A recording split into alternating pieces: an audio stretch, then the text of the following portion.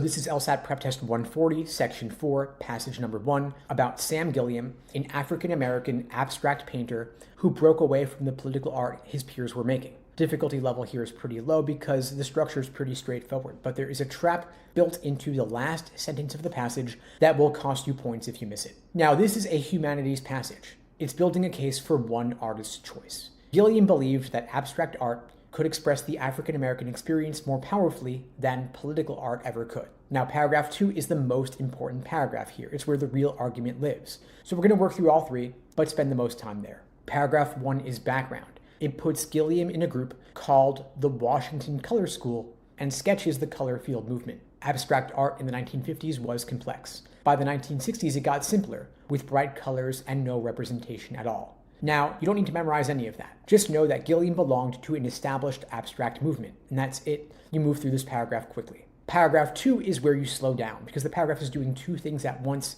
and you've got to see both of them. First, it's telling you what Gilliam was reacting against. His African-American contemporaries were making art with clear political messages. Gilliam thought that approach was aesthetically conservative. Now, note that phrase. He's not saying their politics were wrong. He's saying their art was limited, with no room to experiment, no room for ambiguity. That is a specific critique, and the questions will check whether you understood it. And then the author drops in an example. One contemporary made collages from magazine clippings about political themes like urban life, the rural South, African-American music, and the passage tells you the public loved it. Now, that detail is important because it's setting up a contrast. The popular approach was literal and political, and Gilliam went the opposite direction. Now look at how Gilliam's alternative gets described. He wanted something more expressive than a painted figure or a political slogan. He wanted art that evoked the human experience. Now, these comparisons are jabbing at representational art. The author is stacking the deck in Gilliam's favor here. You are not getting both sides. You're getting a sympathetic telling of Gilliam's opinion. And then the kicker is the last sentence of paragraph 2. Gilliam's view was rare among African-American artists. And that one line should change how you read everything else. He wasn't leading a movement,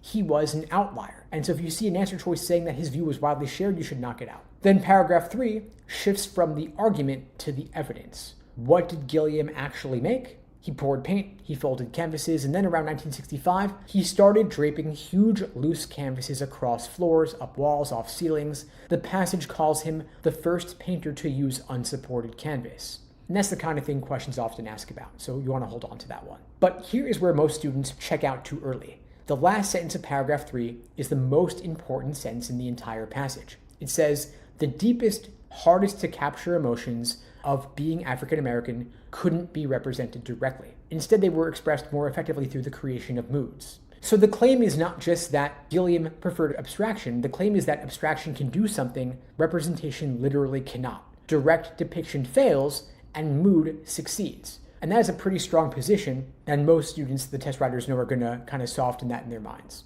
Now, here is the key move. This passage is not about an artist who liked abstract art. It's about an artist who believed abstraction was the only way to reach certain emotional truths. The gap between preferred and believed it was necessary is where the hardest questions are. Now, the author is fully on Gilliam's side. There is zero pushback in this passage. There's no critic, no counter-argument. Every choice Gilliam makes is framed as being bold, innovative, forward-thinking. The main trap is misreading Gilliam's relationship to the African-American experience. Students often pick answers saying that he rejected political content or didn't care about race, but that's totally wrong. He cared a lot. He just thought literal images couldn't reach the emotions he wanted to express.